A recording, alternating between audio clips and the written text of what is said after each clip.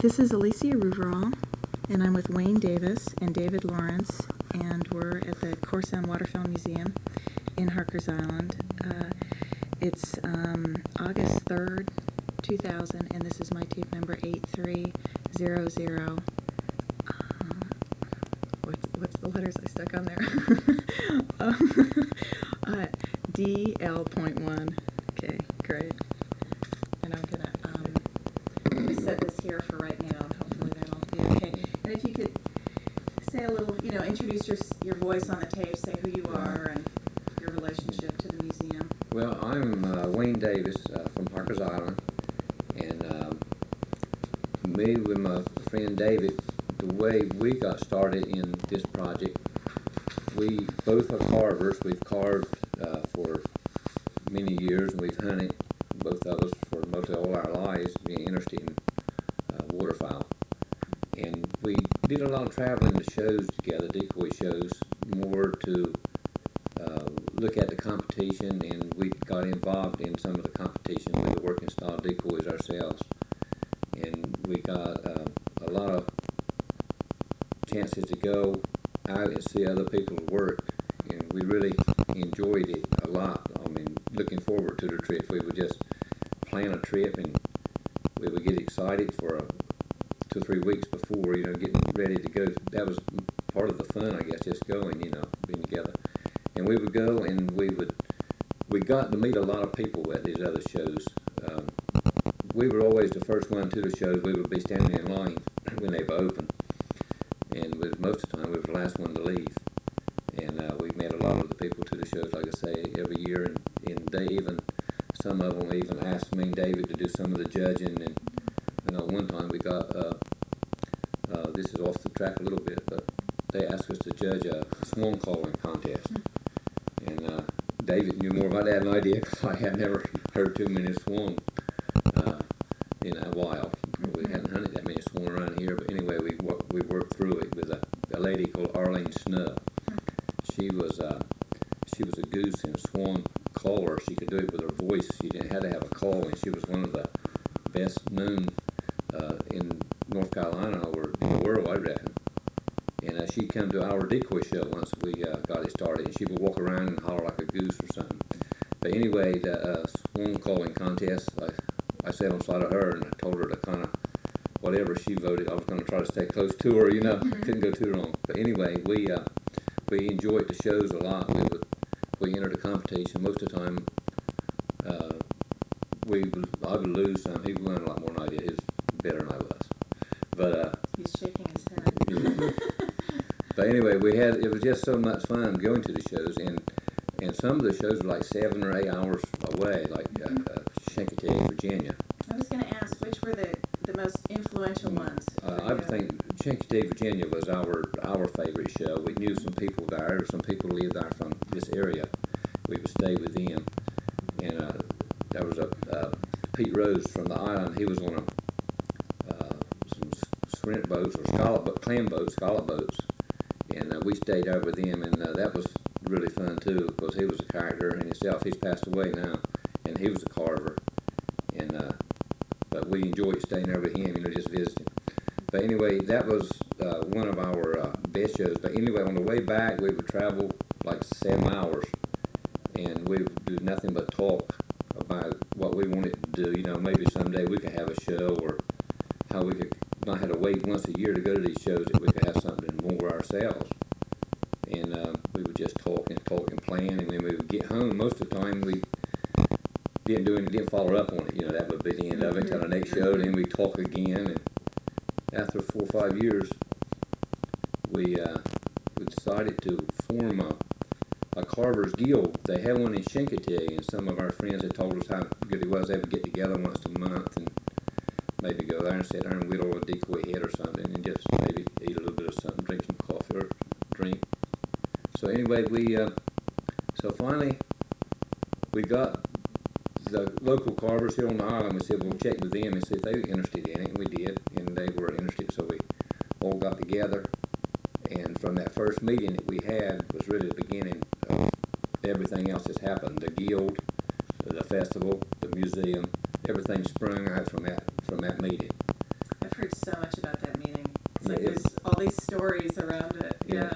It was, I'll be honest with you, it was kind of hard to get that meeting put together. I made my mind up that we weren't going to meet unless all of us could meet. I mean, I wanted everybody to be at that meeting to get a feeling of everybody. And to try to get it was 7 of us. And to try to get us all together was really kind of hard. It seemed like everybody had something to do, but it was on my birthday. And my wife cooked some clam chowder. And so they all, I think the clam chowder brought us all together more so than the decoy carving. But anyway, but we met and we formed, like I say, that night we formed the guild. And then the show sprung up real quick after that. I reckon the next year we had the festival. We said there's no way we can pull off a festival because all we do is go and sit there and enjoy the competition. And it's a lot of behind the scenes, to pull off a festival. But we pulled it off. And anyway, after a couple of years, we started talking about, somewhere, there's a lot of collectors in this area have a lot of decoys. I mean, we have some of the biggest collectors in the world are that. And we got thinking about what's going to happen to them decoys, And so we decided to try to start a museum. So we started the paperwork and where to have it and the location and really a lot involved in it. But really, that's where the museum more or less sprung from was that group, and then that group just spread it. I mean, everybody seemed like we had no idea there was that many carvers in Carteret County were people that were interested in waterfowl in this area until they found out that it was something out there that they could join and be a part of, and then they seemed like they come from everywhere. And like I say, the museum part of it was somewhere to everybody wanted to have somewhere to put their stuff when they passed on, or something that they could leave the heritage for their kids, grandkids, and so basically that's background on that a little bit. Mr. Lawrence, do you want to add in your recollections of that time? I think I'm gonna. Oh, that's your phone. I thought it was museum.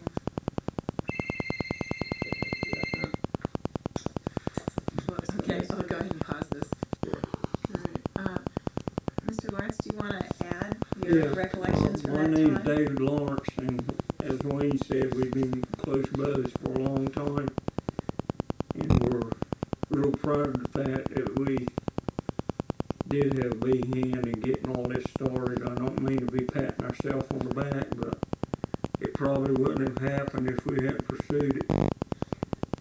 One thing I'd like to add, what Wayne had to say, he kind of made light of it, the clam chowder bringing us all together, but I think his birthday had a lot to do with it too. But that was a good night, and I think we all felt a special feeling after that meeting that we were really on to something. And we went right out. Matter of fact, we assigned different areas for us to contact those individuals that might be interested in what we were starting. And lo and behold, the meetings got larger and larger, which was great for us. One of the things I always thought a lot about was we've had quite a few deaths in our organization since it was organized 12 years ago. But one of the things I was most proud of is bringing recognition to the old carvers that carved functional working decoys and weren't really even thinking they'd ever end up in a museum. So to me that, and I think their families appreciated that they finally got some recognition for what they had done in the past. They weren't trying to make a bird that was real appealing to the eye. They wanted one that was just functional and that would draw a duck in there for them to get a close shot. Basically, for food, even though we've all enjoyed duck hunting and goose hunting, but there weren't a lot of food lines around in those days, so it's basically done to feed their families. And a lot of them also made out really good because they were hunting clubs down in our area so they actually had jobs, which was hard to come by. Their families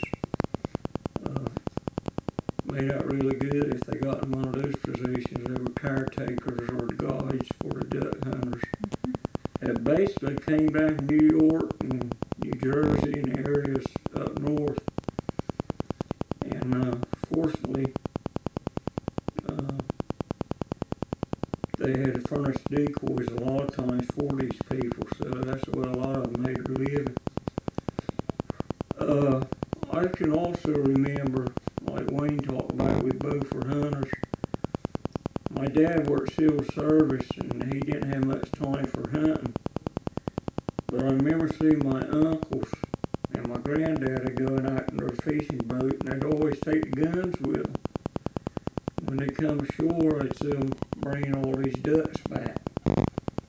And right then, something told me when I get bigger, I want to do that. I was just a kid. So I actually started when I was about 13 years old. But I don't think Wayne or I, either one, realized how important the guild has been, and like he said, that led into the museum. A lot of the people before our show has been very successful through the years. The festival. The Decoy Festival, Wayne's in charge of that. And I think we were wise because all these different shows we go to, Chincoteague, as he gave them a good example, Salisbury, Virginia Beach. What were some of the other? We did Currituck, and we also we went to the last show that they ever had at Knight's Head. That was at Armada Inn in Knight's Head. But what we tried to do, without even realizing it, we were looking at these other shows and coming up with ideas. Well, this is something we would like to do in our show. So really, our show is a culmination of all these other shows, the best ideas that we saw from each one.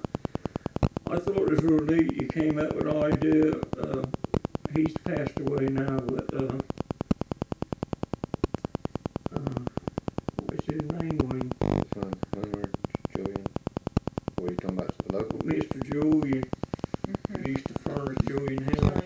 And live ducks. We had an area where we had live ducks, and a lot of people, believe it or not, hadn't seen these species up close, and that was a real plus. A lot of people enjoyed seeing that, which they didn't get to see very many other shows I can recall. And was that senior, Julian Hamilton Senior? No, he was a junior. He was junior. Yeah. He passed away this year. I thought he had passed away. He got a Heritage Award. He did, him and Mr. Mr. Julian. Hoomer at the same night. We were so proud of them, and Mr. Hoomer was our first featured carver at our Decoy Festival. And the only thing I know to cap that was that Folk Heritage Award. They both were really tickled to death to get that. Mr. Homer was in really bad health, so was able to attend. And I think that was one of the highlights of his life. Yeah. And he really appreciated it. His family continues to be pleased about that. Another thing, every year we feature a particular carver, and the board chooses who that might be, but that's to give some recognition to some of our folks that do a really good job, do good work, and help out a lot with the guild. And Yeah, you mentioned before that you didn't know that any of you had known it would take off to this extent. Why do you think decoy carving drew that kind of interest, both locally and off the island? you might call us decoy nuts. I don't know. We ain't, like he said earlier, no one else did like we do. We'd go there and be first in line if we could, and stayed all day. We couldn't absorb enough. And when we came up and started the same thing here, we found other decoy nuts too, and they just really enjoyed it. It's a part of our heritage to begin with, and it was like finding something that we could gather together and really enjoy at these meetings, and not just get-togethers, which we have a good time. It's we'll have someone do demonstrations, whether it be carving or painting, or we'll watch a nice film on wildlife or whatever. So it's something to learn every meeting we go to, and those that are just starting are quite anxious to learn anything they can. What do you got anything on that? I don't know, it's something about it, you said something, it's something about a decoy that'll bring back, you can be anywhere and see a decoy. It sounds like it just brings back memories of a spatial hunt, or, you know, some story that somebody's told you, or they just bring back memories, old decoys do that. And I guess what we didn't realize it was only 7 of us here on the island that we knew about that carved, but after we formed, we found out that there was a lot of people on the island that had carved their own stands of decoys that didn't really sell them or didn't advertise it, but I mean, they would show up, and I can think of a lot of people right here home that I never knew that ever carved a decoy that would come to the meeting and then say, well, I do a little bit of that, I've done some of them, and we tell them to bring some of their work, you know. And all over the county it was that way. I mean, it was a lot of them that were just saying like they was holding back and didn't let everybody, didn't know that they were good enough for some to share their work, and they were, you know. So Secret decoy carvers. right, yeah. And it wasn't only decoy carving either. It was if someone was interested in waterfowl or just nature. We had people that were collectors.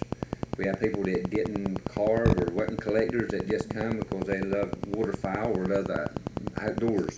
You know, they give them a chance to do it around people that love outdoors. Photographers. We had photographers, and I mean, it's just there's a lot of people out there when you say nature or waterfowl or wildlife or anything that really gives them another chance to get out and get involved. You know, that's just like Ducks Unlimited. I mean, they have their banquet every year, and you don't realize how many people's involved in Ducks Unlimited until they have that banquet, and then there's hundreds of people that go and they raise thousands of dollars that one night, but they just come out of the woodwork, seem like, together, you know, to meet and just share their ideas and stuff. How much, I'm just wondering, when you're talking about the memories part about it and the decoy being kind of a touchstone for that, how much of it also is the sharing of the memories and, you know, camaraderie, you know, talking with other people about the hunt, or, you know, what kind of role does that play? But you can't get around another carver or another decoy hunter, and David would agree with this, I think.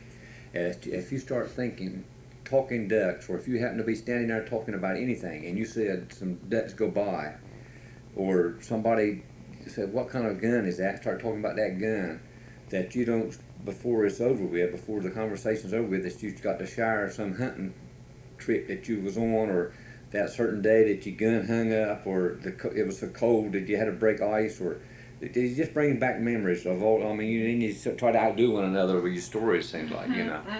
And I don't know, you just drift back into when you was young, and it's just mostly all good memories, and unless you happen to think about one of the times that you was like froze to death. It's a lot of work. Like that too. Yeah. Hunting is very hard work to me. What's the hardest part about it? Rigging up and getting to the spot. Cause it seemed like to me, I didn't want to go hunting unless if it was stormy. The colder the better. If it was snowing, it was even better.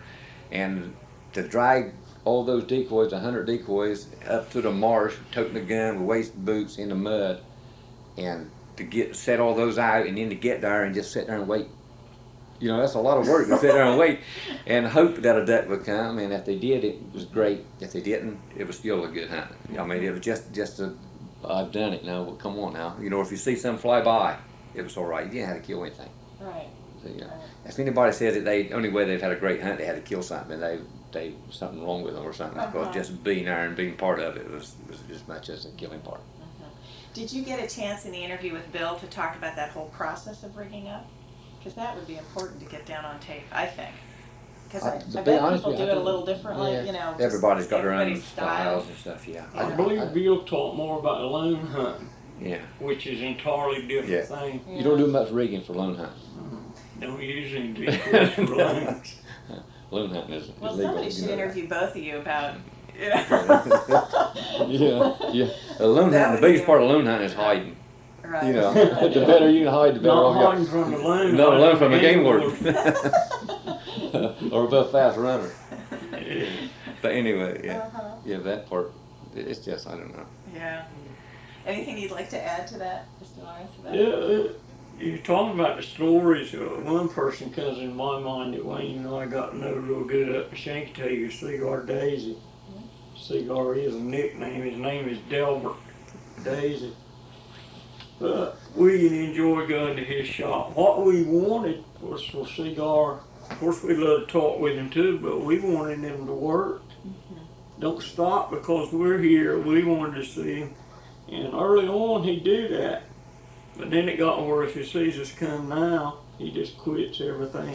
But we were just soaking up, watching what he was doing. What about what he was doing was most influential for you?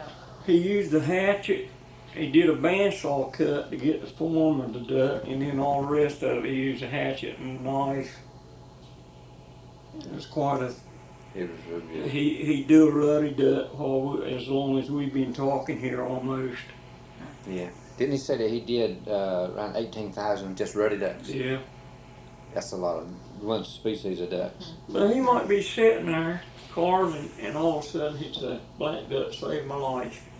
Well, here's another story. Yeah. Black ducks Right. saved his life. What's the story And behind that? I knew right, you know it. I said, "Well, tell us about it." Uh-huh. And he got out in his boat one time, and the engine quit. And it got dark, and it started snowing. And he had, I don't know what the limit was, but I will say it was over the limit. Yeah, over a limb. That he pulled these black ducks in tow bags up around him. And what he was getting at, the way they saved his life, was the warmth They from kept him. him warm. Oh, Now, interesting. it weren't like laying in a feather bed at home, but at least it kept him warm, his body insulated enough that he didn't freeze to death during the night. So that was one of the quicker stories he would tell, but he had some that would keep you on the edge of your seat. We go over there to his shop, and in fact, the last time we went there, I think it was 8 or 10 cars there, and it was like, it was on a Sunday morning, and I think that's where the people that didn't go to church went to Sunday school, over to his shop. They were having church with him. We went over there and had Sunday school with him. But everybody doesn't just sit around him. He was always the center of attraction. Everybody else could talk, but he was there, and everybody else was around him. He just sat there, you know. Yeah. His own decoy. He is one of the few. There's some water there. He's one of the few carvers that's is famous before they die. If you know what I'm trying to say. I mean, he is well known, and he's got a story behind him, and he's still going. Is he You know. still in it? Yeah, Has he been interviewed? He must have been. Yeah, He's interviewed. He's gotta been have interviewed, alive, yeah. I would think. yeah, lots of times. People at the area, you know. We've tried to get him down here. We tried him to be one of our judges, and we had him one year, but something happened. His wife got sick. Yeah. But he is just fun to be around. Well, if no one's taped you all talking about setting up your rig, why don't we do that if you can kind of walk us through the steps? We couldn't go on for an hour and a half about it, but I just feel like that's really important, it seems to me, to kind of get your particular styles of doing that down on To tape. be honest with you, it'd be harder to explain than it would if it was visual. So it probably needs to be No. videotaped. Yeah, I know just a little bit about it. I know when I was growing up, I didn't have any money to go and buy a lot of decoys, and I didn't really carve my own decoys at that time. So what we did, there was a lot of the big hunters and stuff, and David probably remembers this, they used to put their decoys out, hundreds of decoys out to blinds, and they would leave them out. I mean, they would leave them out the whole hunting season. And if you had a storm, most of the time it was out of the north, and the storms would drive, you know, in the marshes and stuff, and we'd find a lot of decoys. Most of the decoys I hunted with was old decoys that I found that was a broken head, I'd replace a head or bill, and every year we would paint them, and it was just old scrappy stuff. We thought, no telling what they were worth nowadays. But getting ready for rigging them, like you say, we would go and find all our decoys, trying to make new heads for them, and try to get some paint. We didn't do a very good job. We didn't detail them very good. I didn't. I just paint them with copper paint if it was a red head, and some gray and black, and try to get new lines on them and weights, and and just try to get all our decoy together and get our boats painted, and had to go and try to find where we wanted to put our blinds and rigging the blinds up, and it's just it was a lot of work. You really had to do in order to compete. Well, let me say this: when I hunted, it wasn't as bad as it is now because it wasn't that many people that hunted. You could go over there and find pretty much a good spot to hunt. Nowadays, there are so many people. They've got so fast of boats, and they can travel from here to there so quick that it's a lot more competitive now than it was when I was a hunter. I think Dave would tell you the same thing. I do think that hunting has got a little bit better the past 3 or 4 years. We have kind of a spell there where hunting kind of slacked off a little bit around here. But the past 4 or 5 years, I think it's picked back up a little bit. Yeah. I think one of the things that hurt hunting, I've heard some of the old timers talk about the rafts of redheads would be sitting out here in the channel, and the geese, and they would make so much noise they keep you awake nights. Well, in them days, you didn't have. When that happened, we didn't have air conditions. We didn't have the windows closed. Everything was wide open, and I imagine they did hear them. I believe they did hear them. And one of the things I think that hurt that was when the inlet washed out in, I think it was 1933, the Barden's Inlet. Before that that was like a cove over in there. It was like brackish water. Yeah, and there was all kinds of feed, the right kind of grasses and stuff for them, and it was an ideal place. And once that inlet cut through, there, I think the ducks declined a lot, but I think that they have come back. I don't know what the reason they're coming back, unless the winters might be getting warmer or colder or something. I don't know what it is, but it seems like, or the grasses might be coming back or something. Yeah, I think the redheads used to. This was probably their biggest migration was right down here on the East Coast, and particularly in this area. Yeah. Now, if you get any numbers, it's because it's getting colder and pushing them down from the north. Because there's not really, like Wayne said, when that vegetation they've been eating died off, there's no food for them here. They're going to go where the food's at. And another thing with the geese and the type of birds that would eat in the fields, a lot of the farmers now raise corn and stuff, and they'll leave a field, they don't even cut it. Or they'll leave it just to hold ducks, where they'll plant an extra 10% or something to hold the ducks. And the ducks is not dumb enough to come here and try to find something when they've already got something. So I think that's hurt hunting around here a lot. Interesting. Yeah. Could you both talk a little bit about what makes your style of either the carving or even how you set up your rig distinctive and unique? I don't know if mine's just distinctive or unique or not.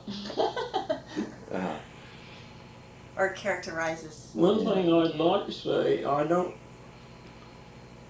there's no book to tell you how to do this. It's kind of a hit and miss situation. And whatever worked for whatever hunter, that's what he continued to do. And I've seen articles now in certain magazines, Field and Stream and all this, telling you just how to set them out. All these pretty patterns or whatever, and it's probably true. But we kind of just learned on our own. Now, who did you learn the carving from? Just like Wayne said, my first carving, those uncles I spoke of earlier that were the duck hunters and fishermen. They, more or less, as they got older, they handed down the old decoys to me, which I was lucky to get. And some of the heads were missing when I got them. Some, you didn't treat them very good. You'd throw them in a skiff if you're hunting out of a skiff, and you're always breaking the heads. And that was my first carving, was just replacing the heads. But we both got into carving pretty much, I reckon, in the late sixties, early seventies, didn't we, Wayne? As far as turning that in numbers. Before we started doing anything or competing or entering the shows.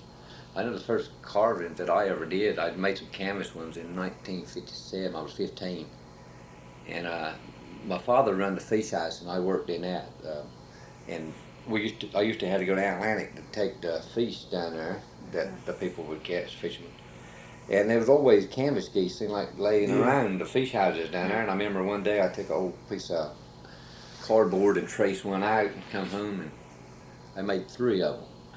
That was the first one I ever made. I was very proud, to make them. And I used them. I don't know if any geese was fooled by them or not. I wouldn't go that far, but anyway, I used them. That was the first ones I ever carved. And I never did do a lot of carving until, like I say, later on. I know I was in the service. I would take some little blocks of juniper, little small blocks, and I would take a pocket knife, and sometime I remember I went on one trip on a ship like for 34 days, and they would just give us something. I'd go somewhere out the way and sit there and whittle, something you could put in your pocket. I made a few little ones that way. But really, when you got as far as carving, like for the shows and stuff like that, it was later on that when we learned about the shows out there and we started traveling to the shows and stuff, we got really interested in coming and see how good we could make money and try to do a little bit better. But I can't really say that I carved my own stand of decoys as far as to hunt with. Like I said, I did carve them 3. It was the first ones, and I carved a few more after that. But they wasn't great. They wasn't like some of the ones that David probably I did made a carve few some of fishing them. ducks in different species, I like seen some of them that you hunted with. dippers or buffleheads, but it weren't large numbers like he's talking about. Some of them had 100 decoys or something. I'd average, I reckon, anywhere from 40 or 50. That was a big bunch. Cause if we were on the island, we would just load up 2 sacks and carry them on our back to the bay Just walk back. where we were hunting. So they were heavy too. So a solid block of wood, you stop and think about it, they weren't hollow. So we couldn't handle that many. I'd love to have them. Yeah, my father had, he got them from his grandfather. 200 brant decoys, solid, what they call a root head brant decoys. You remember the ones, David? And he had them up overhead in the fish house I was telling you about a while ago. And Hurricane Hazel blew part of the fish house down, and them decoys were scattered all up and down that shore. And I think he saved 3 or 4 of them. They scattered around everywhere. 200, and no telling. And I saw one of the same decoys to one of the shows 3 or 4 years ago, and he has $6,800 on it. Jeez. I don't know if he sold it or not, but he has $6,800 on that decoy. Well, someone I interviewed said that people used to just burn decoys. They did. Yeah. They sure did. It made good kindling. A lot of them were cedar early on. I never did do that. They split real easy. That was another story Seagull Cigar told us. told us, So they started to farm in the morning with a decoy. And that tears your heart out to think about it now. I might say the worst. Some of them. But just. Well, anything more you'd like to add about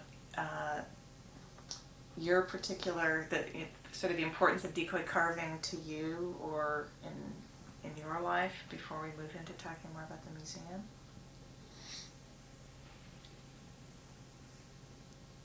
Did you all get into decoy carving with this talk with Bill Mansfield? No. Because I'm sure that we could spend a long time with each of you just going through that. Some of the stories we may not want on record. Right. Well, I wondered about, since neither of you answered about setting up your rig, I thought, well, maybe there's like, tricks of the trade. No, there wasn't anything wrong there, but Yeah. You know what? You might just put them out this way. One day you go hunting and you may not see anything, and the next time you go, you might change them a little bit, and you might have one of the better days you've ever had. But who's to say that it was the decoys the way you have them set up, or the wind, or if just more ducks that day? I don't know if I've never proved it. some of the hunters probably. Is there a lot of beliefs that setting them up in a particular way is likely to draw ducks? Yes. I mean, I know, for Yeah. instance, in making nets, I was just talking to this woman about making gill net. You know, certain fishermen favor certain colors of net. They think Right. that, you know, draws the fish. Is there similar thinking? Yeah, in I know a setting lot of the carvers decoys? and stuff want to put out like confidence decoys. They'll put out a stand of decoys. They might put out so many pintails here and so many mallards here, and kind of keep them group them up, and they'll put out. They say we've got to have a few confidence decoys, which is like probably seagulls or a heron or something. That's just so the bird thinks that if a heron's sitting there or if a gull is sitting there, because usually they'll scare easier than and so probably every carver is a little bit different unless they've read a book and then they follow a pattern that somebody has done it a lot. There's a lot of books out there on that. But you can't get, the point is, and I reckon he made it clear enough, I'll add this. If you see a heron someplace and you approach it, it's going to fly away. It's not going to sit there. You can count on it. Well, if that's what they call a confidence decoy. If that stays there, the ducks knows the heron flies off too. Mm-hmm. So they'll say it's safe here, you They know. just feel better about it, So they call them confident decoys. I had that happen to me one time. Me and Jamie was hunting, and we were crawling down to some geese, and heron got over us and started circling, hollering, and yes sir. And before we could get them geese like we wanted to, that one thing didn't come out of it too. Scared them. It was over, kind of showing them where we were, I guess. But he messed up. But we were a little bit too close. We still got some. But he did do it though. So when people talk about setting up their rigs, are they meaning setting out the decoys? Yes. That's the they called her- specific. Right. They called her decoys once they get them out of a rig. Once they're actually up. That's Got a it. rig. And so, how many decoys in a rig on average? Some of the old timers used to put out 300 or 400, didn't they? Yeah. I was lucky if I could get 30 or 40. I never did have no 300 or 400, but some of especially the ones that guided, that professional hunters that would take out guided, the more the better. I mean, they just believed in the numbers, Yeah. And it works most of the time. Did you all have family who were involved in the guide industry? I didn't have them involved in the guide. Yeah. Now, I'll put it this way. It was more like taking a friend out or something. It weren't any money exchanged. Occasionally they take someone with them that wanted to hunt a little bit, but they weren't actual guides. Got you. Yeah. And when I was growing up, to be honest with you, when I was growing up and hunting, it wasn't much guiding around here. It was going on at that time. It was kind of they're doing more of it now again. Yeah. Than they did at that time. I think there were Buddy Harris maybe over to Martinsburg did a little of it. Yeah, I believe he did. Yeah. And but it wasn't much guiding services around here, to be honest with you. When I was hunting. Now some of the gunning clubs are still the place off of Davis. Davis, no. Over on the bank side of on the beach. They still I think had members over there, didn't they? Just north of the hammock.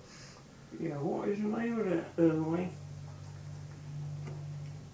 It's not Davis Island Hunting Club, is it? I don't believe so. No, that's where the big house is. Mhm. The way You know where the ferry, kind of where that ferry goes. Can't think of the down name there. of it. I think they still hunt it down there and took out parties, or I might have been members. Yeah.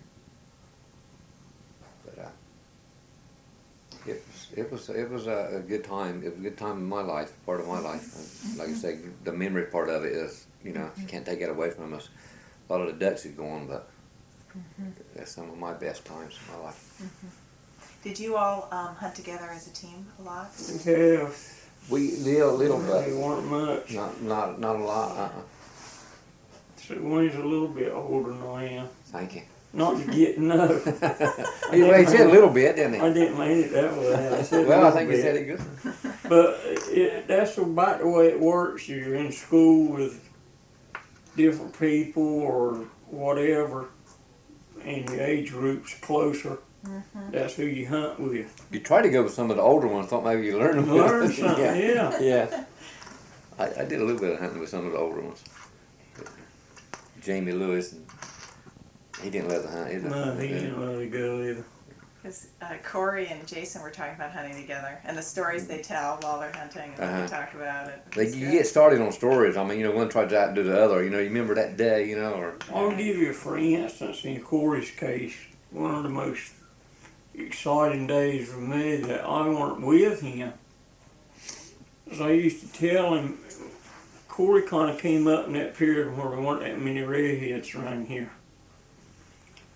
And I used to tell him how large the numbers, and even though I was his father, and I know he thought I was telling the truth, it's kind of like, are you sure, Dad? Are you telling this straight? But I'd tell him about how large the numbers and how they would look like smoke way at a distance, yes. look like a black cloud. There'd be so many in numbers. And finally, I don't know, it's been 2 or 3 years ago. He come home one morning. Now, he'd been seeing redheads in small flocks. He come home right excited. He said, I finally seen what you was talking about. And he had witnessed it that morning. And I think for sure then he knew, well, he wasn't lying about it. It's the truth. But there might be 2,000 in one flock. That's a lot of birds. Yeah. And I'm glad it was enough left around that he got a chance to see it, because probably his son never will. Well, hopefully, One of my favorite things that happened to me is just not much of a story, but I'll never forget it. We always had, like I said, I was telling you a while ago about my father owned a fish house, and where I would go hunting, my boat was tied up like off from it. We had what they call moorings or stakes, and we would tie them out in the water, And there was always 3 or 4 of the older men that sat on the dock. And I remember this one morning, they would holler at me when I started out, and they said, bring me some ducks. They're making fun of me, I wasn't about 15 years old. Bring us some ducks. Or, one of them said, well, we got stewed ducks for supper, or bring me a big goose or something. And the weather wasn't very bad that day, and I headed over to the banks. And just before I got to the banks, I did this illegal too. There was 3 or 4 geese in a little bunch, and I just cut my engine right off, started drifting, and I killed 2 of them geese. How about that? And I run on over there, and the weather was so pretty I didn't see nothing else. And I come back, they were still sitting on that dock. And you come out. And when I come out there, they holler and said, hey, have you got my goose? And I'll just hold him back, And we got gravy tonight. And I got the boat tied up and everything, and when I got out of the boat, I took in 2 geese and threw them over the shoulder. They never said another word, but I'll never forget the expression. They're making fun of me, but I don't know. I think the Lord put them geese there just to show them up that day. Just to rub it back in a little bit. I'll never forget that. They was working on me. Kind of a turning point. Yeah. Coming of age. Yeah. Duck hunting story. Yeah. Are there different types of stories that people tell that like give advice about there's hunting? truth and there's lies, and most of them are lies. When it comes to hunting, like fishing stories, the old fishing stories, Right. Yeah. I caught one this big. Times you get home. Right. Well, are there like first time hunting stories, that kind of thing, or where people's first experiences? Because a lot of times with other kinds of stories, especially with, fishing or different types of occupations, sometimes they're similar in certain ways. They talk about how they got going or how they learned. Anything like that strikes you as common themes that come up? I don't remember, like I told you, my father worked civil service, so he didn't have time to hunt. He got up early and left for work, but I think a lot of young men didn't have, your daddy probably didn't go with you, did he? Mm-mm. Now, see, my grandfather did with his sons, my uncles, but when Corey came along, as soon as he got old enough, I'd take him. Mm-hmm. So I kind of taught him the ropes, more or less. But people my age, I know Walden didn't ever go with Charles so it's kind of something that the kid wants to do, and he'll either find somebody to go with, or he, like I said, he used to go to the bay and try it himself. Yeah, my father would go to Mattamuskeek. They would always be, Yeah. they would pull a hunt a year, maybe to Mattamuskeek. Curtis Four or five older. Lewis, Curtis Nelson used to go, and Yeah, I know. I know one year.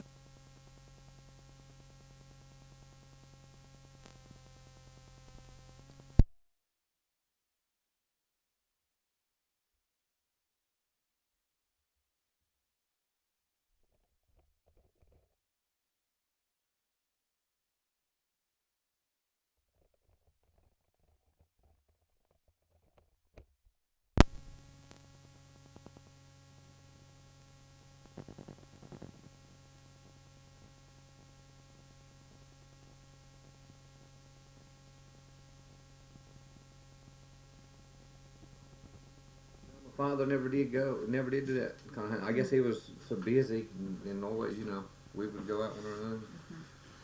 I know that one trip, though. I'm gonna tell you the story. That trip we went. I was just telling you about that. Me and Kenny went. Me and him got in a big argument that day, and what it was, this raft of geese come, and they told us to shoot. I guess I was gonna let me and Kenny shoot first. Whatever. Anyway, me and him shot, and I killed the one I shot. I he swear was to looking God. right at it. And he killed the one he shot his head. And after It was they just did one that, goose fell. and no when they more. fell, I saw one fall, and he saw one fall. Anyway, I ran out or started to go out there. I said, I killed that goose. He said, no, you didn't. I said, I killed it. I said, no, you didn't. And me and him got in a big argument. And Darrell said, you bunch of fools! Both of you killed one. Both of us had killed one. One he had killed his, and I killed mine. And we thought we had only killed one Same goose. one. Yeah. He said, you fools. He said, quit arguing, go get them. I said, both of you killed one. But he don't talk with Kenny about that, on it. But yeah, he wasn't gonna get my goose. I'll tell you that. Great. Beat the frozen one this time. Yeah. Well, when we used to go to Shanky, one of the things that we enjoyed as much as the shows, like I say, we were just killing time, and we would look forward, and we would always leave early. And one of the times we went to Shanky, we went down one of the side roads. Instead of going out on the main drag, we would hit the kind of the little coast along the shoreline, and we would go we went to a little community called Oyster, and all these little communities. Willis Wharf. And that was as much fun as the rest of it. Is just going to these places, We went to one place, and we saw a guy that was in the show hunting. We said, look at that, he had a sign on it. I'll tell you who it was. They call him Hurricane Pete. Hurricane Peterson. Pete. Yeah, and we went there by his house, and His guess we wife- found it. And his wife was an artist. Yeah, She she's a went painter, to wasn't that. He weren't known. Yeah, but we would, we just do crazy things like that. We would go over to the Ward Brothers, where their old home place there. What is that called over there? Chrisfield. It was just, I don't know, it was just fun. We would, in Shanky, I don't know if you're familiar, but you go over to the Outer Banks, or over on the Aztec, where the ponies and stuff are. That's a wildlife refuge over there.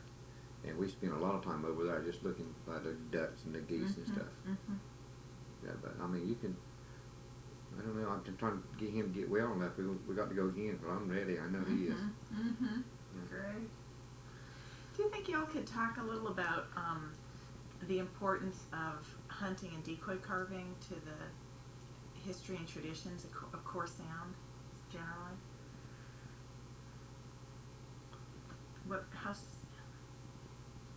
How significant is hunting and decoy carving to all of the communities?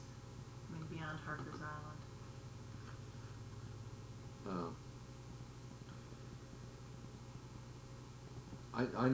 It's real important as far as the younger people coming up. You take somebody that's growing up, they got to go hunting. Somebody's got to take them hunting. They got to show them they can't. Or hopefully, if we ever get our museum, that they can go in there and they can, even if they little, and they can see some of this stuff and say to themselves that we want to do that, and it's still going to be here for them to be able to do and to share. Or maybe they can say, Daddy, did you ever do that? Or can you take me? Or So I think the museum is very important in keeping it going, because like I said before, we talked about really all we had was our memories. but this museum is going to push it further than memories. It's going to make a lot of memories for other people too. Mhm. And I don't see, I mean, Nice. I think this museum, it won't end as long as we've got that museum there and showing people and keeping them interested in it. So then, if I'm hearing you right, the museum is important for keeping that tradition going. I think it is. I think without the museum, a lot of it would have got lost. Just like when we started the guild, how the people come out. I don't believe these people would have come out if the museum was never started. I think that a lot of the stories would have got lost, and a lot of the chances for other stories to be made would have been lost. I think it's a big part of keeping it going, and I mean that's the way I feel about it. I agree, Wayne. What do you think the museum's role in the community should be in general? I mean, that's clearly, obviously, a piece of it. Is that the central piece? Are there other aspects that the museum can play a role in? You know, I got a feeling a lot of the local people will recognize what they see in the museum and can relate to it. I think a lot of them going to say, you remember this or you remember that. It's like people that are crazy about antiques. They might walk in. I remember my grandmother had one of these. I think it'd be that type situation. But for those that live away from here that come down, it's going to let them see our heritage in a different light than local people will. We already know about it. Mm-hmm. But I think it'll be real inspiring to a lot of people. I think it'll be a good asset to our area. I really do.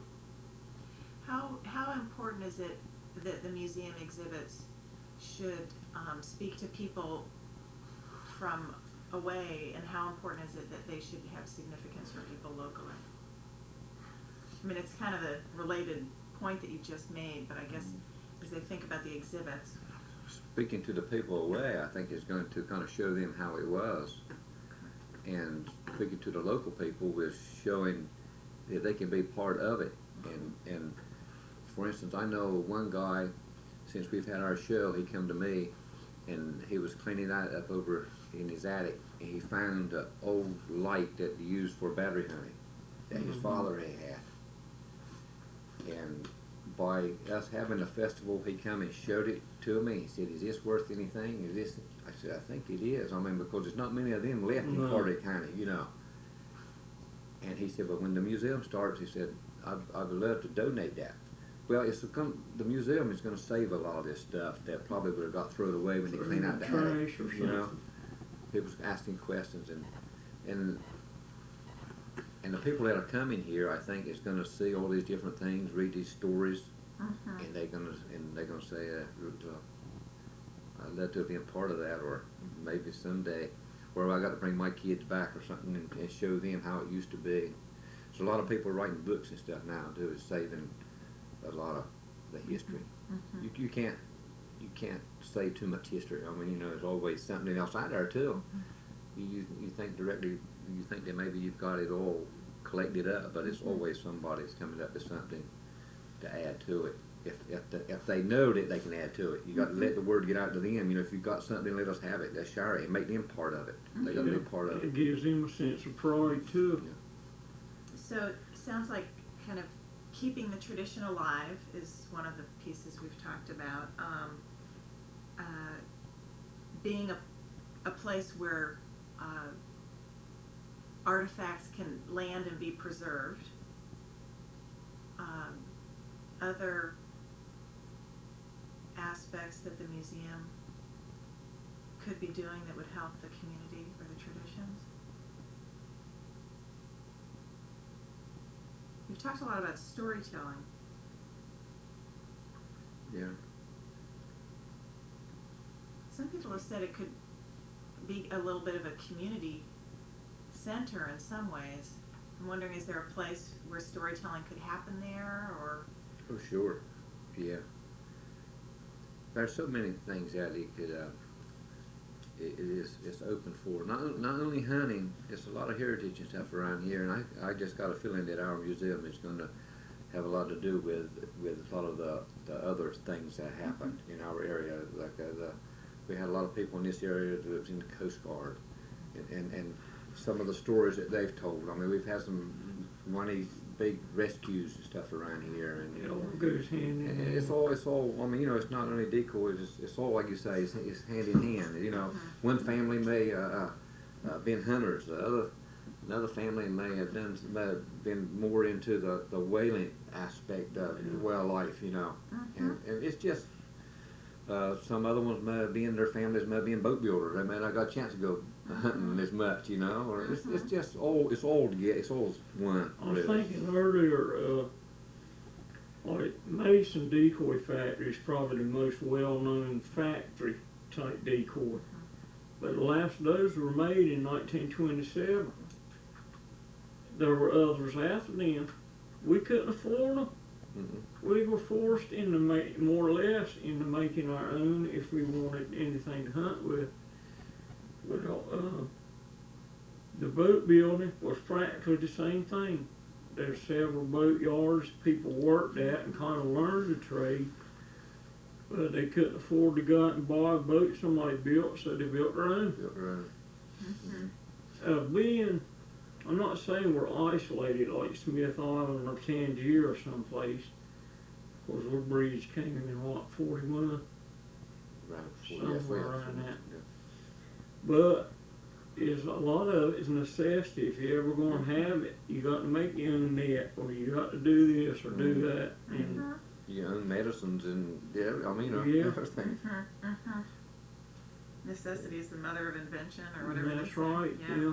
How could the museum capture something like that? Because some of what we're talking about are traditions, and some of it are sort of qualities of the way of life here. How could they show that?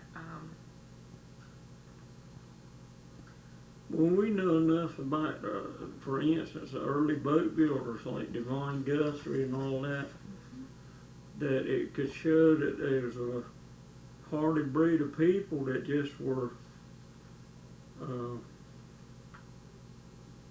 when they use the term smart, don't necessarily mean school smart, but were smart enough to learn these different trades to do the necessities, things they needed. House building, for instance. Bud Brooks. Bud Brooks and people like that. And one of the things I remember when I was growing up was that you don't see that much nowadays, but you don't see it that way, but you see some of it, is old man Dienert. The house movie. Now, he could move a house. He had an old mule, and it was nothing. It seemed like that he couldn't move the old mule. Yeah, he could do it. It just, I remember him, and nowadays you don't see nobody out there with an old mule turning around moving a house. Sure, I'd love But to they have did a with what they picture. had. They could do it. They could get the job done. Yeah, that crank thing, Yeah. the old mule tried to it. But you got the job done with what you had. I guess we call it nowadays jury rigging something. Jury rigging, yep. Yeah. I've done that a million times. Just to get back home, get it fixed, just to get back home, But that's the way they were. They was forced to live that way. I mean, to do it, Yeah. And the museum is going to show a lot of this stuff, I didn't mean to interrupt. Yeah. Do you think that that's those qualities are unique to Down East area? No, I'm sure that they did that. Mm-hmm. They may have jury rigged it a different way, but I'm Right, sure right. that's always Right. been wherever you take the people out west. Right. They've always had to Rural do it. settings, Just, yeah. I know. But what about in terms of trying to present kind of what is unique about Downeasters? What qualities or traditions do you think would be really important to highlight? Probably one of the things that's unique about them, why would they want to stay here in jury rigs and as many hurricanes and stuff they had, and they had to Right, fight they just elements when they leave. could get on the train and go somewhere else, Why did they stay? Why did they stay? Yeah, There's that's a really something good about point. it that kept them here. Going even further back, after that 33 storm, a lot of them moved their homes from over there, Over in Shackleton. Right. from Donna City over here, or Moorhead, or Yeah, little Marshallburg. Promised Landers. Mm-hmm. Got it around. So there's a long history of staying Yeah. here staying put, yeah, Mhm. yeah. Yeah, a lot of them, people, especially younger generation, will leave. And we say, you know, that's the end of them pretty soon. If you don't look out, that something draws them They back. come back. They just leaving to get back. What do you think draws them back? I don't know. It might be that salt. I don't know Salt what in your blood. Salt in your blood. I guess. I don't know. Uh-huh, yeah. I don't know. I guess it might be those things way everywhere. If you're born and raised somewhere, I don't know. Right. I know it's that way here though. It really is. Because like he said, I know that happens a lot of times. I know people that say joined the service and been going 20 years and married and got families, and they don't care. They leave their families wherever their families is grown up and live somewhere else. They coming back home. I'm going back home. This is still Old home, home. yeah. Mhm. Come back old home place or something. I don't know. It's just like I say, it's just in their blood, I guess. Mhm. What does Down East mean to you?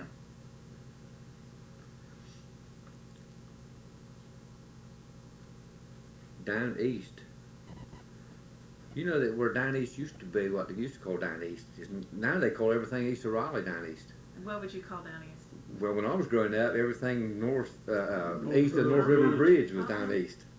And all the different communities, Harkers Island, Marshallburg, Williston, Davis, right on up to Atlantic and Cedar Island. When I was growing up, you could hear somebody talk, and you could tell what community they were from. I mean, you knew if it was from Atlantic, or if you could tell pretty close where they come. But now, I think they've intermarried and stuff. Now you just know that they from east to North River Bridge. You don't know exactly what part is altogether, but really, every little community has a different accent. I have a lot of people tell me, want to know if I'm from Australia, I hear that and too. I tell them, yeah. Texas once in a while, somebody asks me from Texas. Not quite. Right, yeah, yeah. Oh, how important is it, do you think, that the museum represent all the different communities of Down East? I mean, some people have said it's on Harkers Island. Is it a Harkers Island museum? No, it's No. not Harkers Island. It's a Down East museum. And when I say that, I don't mean East and North River Bridge either. I mean it's everybody. I think it should be everybody's museum. The closer you are to it, the more chance you've got to help and be involved in it. But it's no reason. I mean, a museum is not just one community. It might have more of down east stuff in the museum because probably that's where it started and that's what it's all about. And they're the ones that are getting involved in collecting. Chances are you're not going to have something from Texas in it.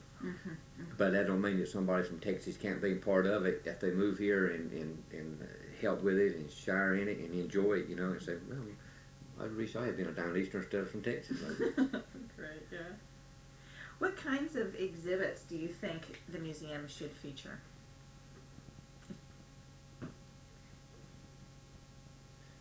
Definitely decoys. I mean, definitely she had decoys. There's a lot of collectors around here, and that was the main thing I think maybe when we thought about it. But I think also definitely it should be other things in it too. I really do. You might get some people who disagree with me on this, but I feel like there should be other things in it, as far as like we talked about earlier, the whaling and the boat builders, and I think it should be places set aside in it for all this other stuff too. And just how, it's hard to say. I mean, some might be photographs, some may be the actual items they used in whaling, for instance, and that's another thing, it's depending a whole lot on what we have access to. But like Wayne said about that Farlight box, I think a lot of things that were going to be just discarded in not Harkers Island but down east. And people see this museum starting to get display stuff together, that I think a lot of people are going to come forward with things that we're not even considering yet that we could use to make a nice display or whatever. So depending on what comes out or what comes forward might also help. I think that would probably have a lot to do with what's going to be on display. I mean, you're probably going to have a lot of stuff out there that some you may not be able to use. Maybe you can add in Or a miscellaneous newspaper display or something. You know, I don't think you're gonna be able to Right, have a display of everything probably. I Yeah, don't see why you yeah. can't show a little story Be about these selective. things. If there were 3 rooms in the museum, what should those rooms feature? Because part of the museum committee's job is figuring out, you know, what that focus should be, or those focuses should be. Well, decoy is definitely one of them, because that's what started the whole thing. Yeah, when you say decoys, I mean We're not just talking about the decoy as much as we are the whole aspect yeah, the of hunt decoy. clubs, the guides, you know, the whole story. The whole The story. whole story. I guess stories is another way to look at it. What are the central stories that define the Core Sound area? Decoy, hunting, guide, all that stuff. What would be like one of the other next central? I think maybe you something centered around your boating and fishing industries. I think is so much a part of it. Fishing, Don't you think? commercial fisheries, whaling is all part Yeah, of. it could be. Oh, Well, let's face it, there wasn't many of us that done much hunting if we didn't have boats you going. didn't have boats. So the whole boat building, Yeah. because that links everywhere. That's what some people have argued is, you know. Even if you didn't have your whales, you wouldn't have no oil before you get far lighting, would you? That's right. Yeah, that's good. That's a great. Would you boat building and stuff like that be come under the fishing? Would that be the same? That would be all. It could, ever how they can work it in. Any traditions outside of those that shouldn't be forgotten? Even if they weren't permanent exhibits, but changing exhibits. I think Wayne hit on something earlier about the life-saving stations. Well, let's face it, boys, that was back before the Coast Guard was ever even thought of, you know. Yeah. And that's a good heritage here. There's a lot of people in this island that was in the life-saving station Yeah. and risked their lives And to rescue others, and it's well documented. A lot of different stories about that. we had a lot of people killed. I don't know how you were bringing in it, but we had a lot of people killed here, like during World War II and stuff too. We had a lot of casualties from this area, didn't we? The Someone, Korean War. someone else talked about World War II and Core Sound as being kind of an important topic to cover. Well, World War II, we were this. I say we. I was born in '42. I'm not very I'm old. 48, so I'm just. But World War II had a big part to play with this area here because it was right here. The Germans The was right here. submarines are right there at Cape Lookout. I mean, they actually had a submarine net up Yeah. I mean, to keep them we from had coming in the the inlet. people on the island. We had to cut their lights and stuff on nights and stuff. You know, I know one story. My uncle was in a Coast Guard station to the Cape, and it was a boat sunk, and they went out and rescued. They had a boatload of people, they survivors. They took off of this boat, and he's told me this story. He's dead now, Uncle Jimmy, and he said when they was heading in, or you know, just as they got them on, all of a sudden out of the water, I come up this German sub right there on the side of them, and they didn't know. Well, they just stopped and just this German sub sat there and looked down, and I guess they figured out what they had done by the way they were acting. Instead of subbing on back down and left them alone, they come on in. Talk about a scary situation, but that was right here to the Cape. Yeah, like that. You know, speaking of stories, I think it was Connie Mason when I asked her about traditions that she thought were really significant in the area. She said storytelling. Yeah. There's We got a bunch of liars around here. Bunch of liars. Yeah, I can name a lot of liars around here. You can have the liar exhibit. Yeah, that would be a good one. Yeah, that would be the third one. You know, that reminds me of That's the third one. That's the Liar's Corner. The liar's The corner. liar's corner. Yeah, beat this one. Oh, I'll tell you what that reminds me of, and I'll try to sort it out real quick. You probably wouldn't be interested anyway. No, I'm sure I But will. they said this fellow to Cedar Island came in the store during the winter, during duck season, and started telling all about how many he had killed 40, 50 ducks that day or something like that. And finally, he was just shooting his mouth off in front of this group of men, and finally he realized there was a stranger in there. And that man spoke up and he said, "Do you know who I am?" He said, "No." He said, "I'm a game warden."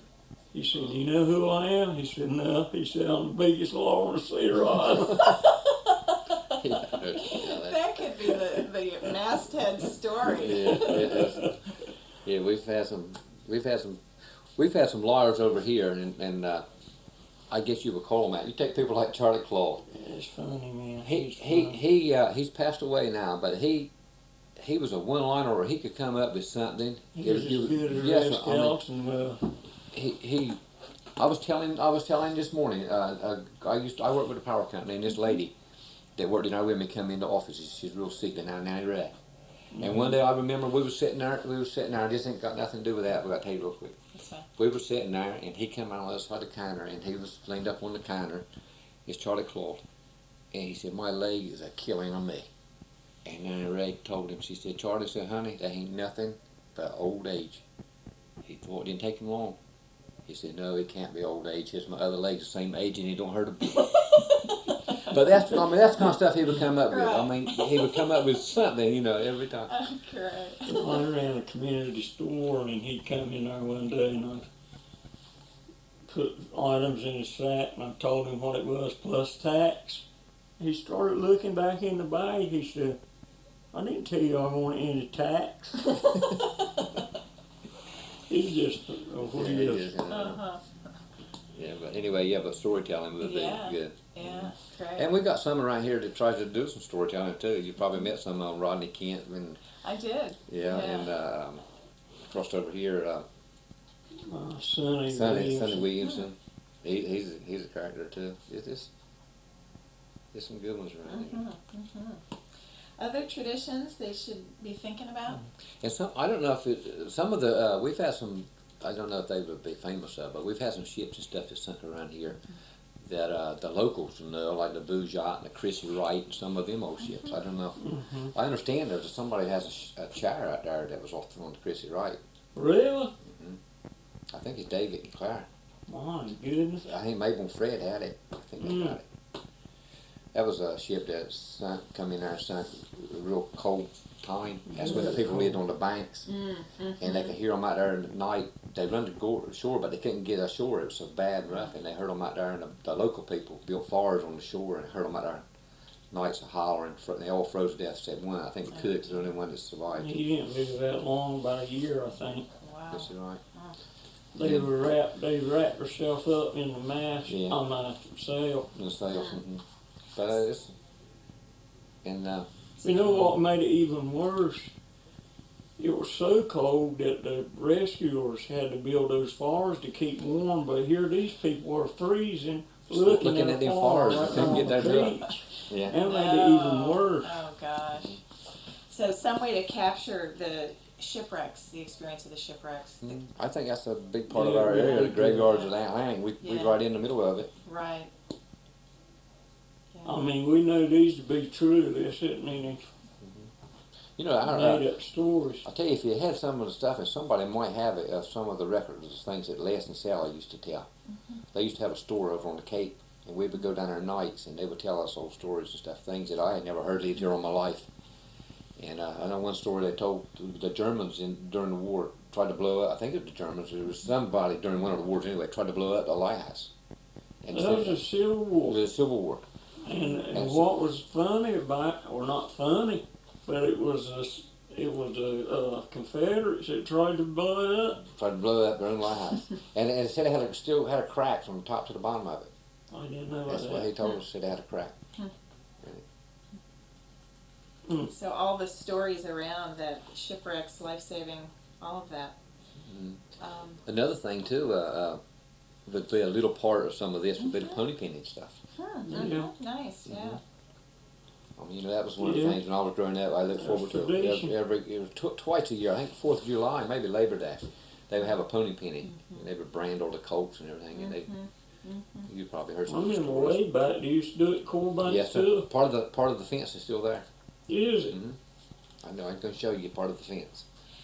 You know, speaking of the fence as kind of an example of that, one of the things people have been talking about is how to try to get the sense of the physical environment and the landscape in the museum. And it seems like with pony penning, how do you get that feeling, in a museum? Any thoughts about the significance of the landscape to the traditions and how you make that leap inside to a museum? Can we build a beach? I I can put a lot of, I can put a lot of things on a beach, can't we, David? Make sure you got that one. That's the next thing we got to do, is build a beach. I know a lot of areas that need a beach if you want to get in the business. Yeah.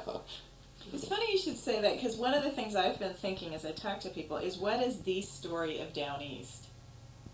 If there was any one story the museum had to tell. Maybe it's multiple stories. Any one story. Because the beach is the first thing you thought of as the landscape. Yeah. Well, I could do so many things. But you talking about doing a display, you can do so much things with sand and a beach. You know. Oh, we could do a little dune and beach sand maybe. We should be locked up for getting it. Yeah, I was even thinking like the horse pen, and Yeah. I mean, that's We that's could do the like beach, a old corner salt. maybe. Yeah, little display or something, a shipwreck or something. Other people have even talked about like a carving demonstration area. They're supposed to have a carver and shop in the museum. And having people there to demonstrate. And do you have any particular thoughts about that kind of, not just artifacts, photos, but how people can be a part of that process of sharing the tradition? Sure, I think we find carvers to come certain days to do demonstrations. The shop will be great, but there's a lot of power tools and stuff to be used. They got a little area where people could just whittle maybe, not using power tools, where they can talk. You're not got a lot of noise there or anything, and just whittle would be good. Well, one of the biggest things to our festival is the kids painting. Yeah. I mean, they certain times you can have something like that, do a painting demonstration to kids, or they take a little blank and they, I always done limited to things that you could do. Just everybody work together and get it done. That's actually one of the things I was wondering about is how to involve community members. I know that Karen has been trying to think about that. You've talked about kids painting demos, or painting demos. Any other ways to bring in community members to be a part? Yeah, if you got somebody that can hang a net or something, you know what I mean? Yeah. That you can't necessarily do much boat building here, but that'd be one thing. Somebody mending net or hanging net. That'd be very interesting to people to see that done.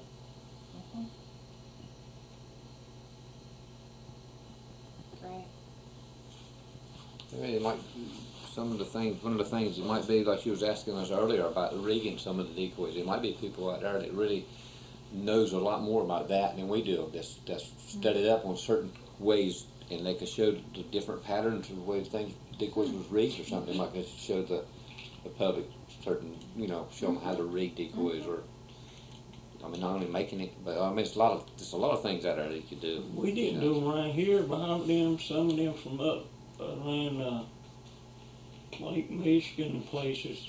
They had that hinged wire with a weight on that. Oh yeah. That I And, never had seen. well, I know a decoy that you could show somebody very easy to make is the old silhouettes. Yeah. I mean, That's true. And then there was another one that I made one time and never did finish painting. It's like a silhouette, but it opened up, had hinges, would float. You ever seen those kind? And what I'm saying is they are not really fancy details. They just, just cut out of. But they hardwood. worked. And I mean, the people used them. Actually used them. We had a rack of them. I mean, some of the things they hunt, and I've done this myself. Corn is illegal. Not supposed to put corn out. So one of the things that we would do when I was growing up, and David remembers some of this, we used to take an oilskin coat, yellow oilskin coat, and put down on the bottom and lay a brick or something on it. They see the And them yellow, ducks, they that color, thought that it them was ducks would actually see that yellow. Interesting. That's great. And if they got And close you enough to can't eat. realize, oh, that's a coat, that was too late. That's clever. Where did you hear that from? I've done it. You I've done it, have? and some of the older people did it. Yeah. I So, but seen it where did you first learn how to do that? when I was hunting over to the banks where we hunted. Uh-huh. I saw other people doing it. Matter of fact, I got weights that are painted yellow. Not on all of Uh-huh. my rig, but certain ones. You try to come up with some way. We didn't want to break the law if we could get by Yeah. with it, you know. Yeah. But we want to just try that yellow, and it you know. Well, it's such a great example of ingenuity and, just people trying to find ways to to get around the law. around it. There was a factory that made them, because I've seen them. Wood and corn. Uh-huh. It looked like corn, but it was made of wood. Uh-huh. And it was a lure, but they can't eat it. Who ever heard of a duck eating wood? Oh, we've done some things, and this Dave. I know David's done this, and they're gonna lock me up. I know after you tell them that. But one of the things, my favorite things was, and a lot of people didn't even eat these kind of ducks, but we had what they call the red-breasted merganser. We always called them fishing ducks around here, and we would take popcorn or bread with us and feed the seagulls. The ducks didn't actually eat the bread, but the duck. But if the gulls came, the ducks thought it was fish, Yeah. so they would They would come. come in there to us, and we would. I mean, and I guess it was against the law. I don't know if anybody getting caught with it, I don't ever recall anybody. but we were still scared that we were going to get caught. But I mean, when those gulls come around you, then you see them ducks coming. They always go toward the gulls. So there's a lot of ways, we do And things. where would you hear those techniques? Did you just see other people doing it, or did your I didn't. When I was doing that, I didn't really see anybody else. We'd done it. I know. I just done it. I don't remember. I reckon somebody you probably remember told me. hearing about it? Somebody Yeah. probably told me, but I don't recall if somebody told me this, but I did something I guess was illegal one time. one time. I took a can of sardines with me, that is fish, right? Uh-huh. And just popped the seal And the and sleep. floated it right there. And the sleep got 'em. And the slit on the water, Uh-huh. they come from all over the place.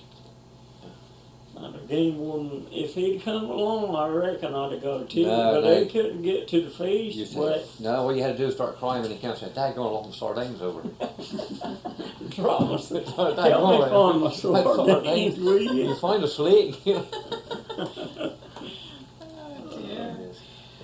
Well, is there anything more? Anything we haven't covered about Core Sound and its traditions, or about what the museum needs to be focusing exhibits on?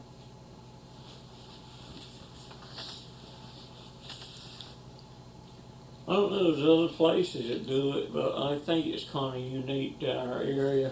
Wayne can correct me.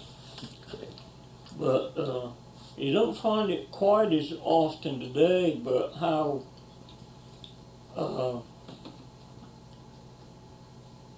people come to other people's aid. It's like used to, someone's building a house, for instance, everybody jump in and help out, and when it come their turn, the favor was returned and all this kind of stuff. Today, everybody's so busy and interested in making their money to survive. I guess we've lost a lot of it. But you still see when somebody's in need in our area, how people join together, and I'm sure they do other places. I was thinking the flooding situation last year. I know there's people from down here that went to try to help out. But we feel like it's something special. It always makes you feel good to help someone that needs it. And I think in our past it was probably stronger than it is today, but it still happens. So that's another defining quality in some ways in the area. Yeah. Oh, there. You probably could start 25 different kinds of museums if you really wanted to. Right. Because No, I don't think that necessarily has to be in the museum. It's just a point. Yeah. I was I know talking about. one of the things I was just thinking about is something that we've not really talked about. Although women do some of the things that we said. I know women that hunt. I know a few women that feast, and women are into service now and stuff like that. But one of the things that we've not talked about a lot is the women. Most everything we've Yeah. done is talk about men things. I hope I don't get in trouble from saying this, but there's a lot of things out there that women, when it comes to saving and preserving and museum type, it's a lot of the women in this area that need to be recognized and stuff too. I don't know how you would do it, if you do it in our museum or how, or I don't know about that. But when it comes to the some of the cooking, the old recipes and the old quilting and the, you know what I mean, Yeah. the medicines of the women that they would get together and they would make up the midwives and, I mean, that's another whole Yeah, thing Right. right there, for you know? instance, my grandmother lived to the east end of the island. She was a midwife down there, and my wife's grandmother was midwife to the west. They could tell you some So- stories. So there's a lot right So I there. mean, there's, I mean, there is no end to really of the They things could that tell really that they've was, been dead for Right. many years. You know. But Well, I mean, that could be its own room, you know, potentially at some point in the museum if they have, you know. it could be a special exhibit. You know how the old time, to the other museums, the old time moving things in for a couple months or something, and then do something Right. different. I mean, you know, Right. it's always something new to do. I wonder also, because Connie was talking about how to find ways to feature women in some of their roles. I just finished interviewing the 7th generation oyster woman who learned to oyster from her mom, Mhm. who went out on her boat by herself, which was pretty unusual. I mean, Mary Eller, I was just thinking of What- mine. We've had who was that? Mary Eller. Mary Eller. Well, she's huh? 90 something now, ain't she? Really? She used to, and the women used to. she was at what, Guthrie? She was a Guthrie, and she married She Davis. really- Cooter was her last name. It's Davis. Davis, I mean, yeah. Yeah, remember Cooter? Yeah. But we were, for instance, Uncle Carl's mama, Lucy. Mm-hmm. I've heard them talk about her. They used to go out on the oyster rocks and take them a container, and they would sit out on the oyster rocks, and they would shuck the oysters right there. So they wouldn't have to tote the bushels of oysters back home and do it. They would sit right there and open them 2 or 3 gallons of oysters right there on the rock. Which made sense too, because when the oyster spawns, what did I say? It Spawns. was close. It's got to have something to cling to it. Right. And when they put that old shell back, that's something for it to grow Saving it on. back, so she was doing 2 things, you know. Yeah. But I mean, there's women, there's some Right. tough ones, Right. you know. So there might be ways then that you could just build that into Yeah. some of those. And there's all That's- kinds of stories about Yeah. when they Shackford Banks is unlimited. It's not a story. There was one about the Sal, the leading in the hogs. Yeah. I mean, she Lived raised a in the kid back or hogs, that's what she lived and, in. raised a child Wow. in I mean, we're talking a barrel. a of barrel, those this little things. big. So I mean, there's all kinds of. I don't Stand know. on That would be it. easy display. Get a barrel. Let somebody get in it. That was Mary Eller. What Mary Aller. did she work the water, or was she doing the oyster shucking? You're talking She did a little bit of everything. I reckon. I don't Bless know. her heart, she's worked She's hard all her clammed life. and she just was a Really? hard Wow. worker. I think about women in the water working, she was one of the ones that Yeah. was, Neat. Boy, somebody should interview her. She's in a rough life. yeah, Yeah. she's But pretty she's sickly 90 now. some years old. Yeah, tough. Huh. Great. Good. Gosh, I think we've covered a lot of good ground. We're getting close to the end of this tape. Anything else about the museum, about how it would give, I know that was one of the things I've been asking folks is, what could they put in the museum that would give it a sense of home for people here locally? If we can get a lot of these things we mentioned, I think that would do it.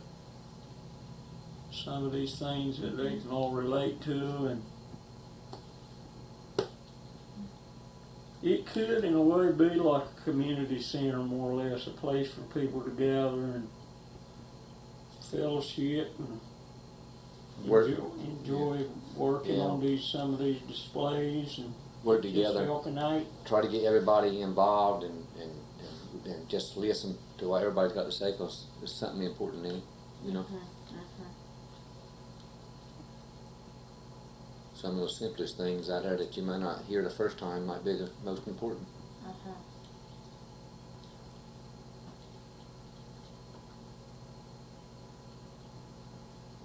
Great. these are great suggestions. There's some great lies there, isn't it? Some great lies. We got lies, Karen. Anything more? This is good. This Well, is we really appreciate what you're doing. Yeah, sure good. Well, do. I'm Thank you for thrilled asking to us down here. get a chance to do it. I think it's really important for people to have their say, you know? I think that's, people need to be heard and have a chance to be a part of. It's important. Good. Maybe we'll go ahead and close on down. Okay. Thanks. Thanks to you both so Thank much. you. Really Thank you. appreciate it. Thank you for doing it. This is the end of the interview with Wayne Davis and David Lawrence. We're at the Core Sound Waterfowl Museum, August 3rd, 2000.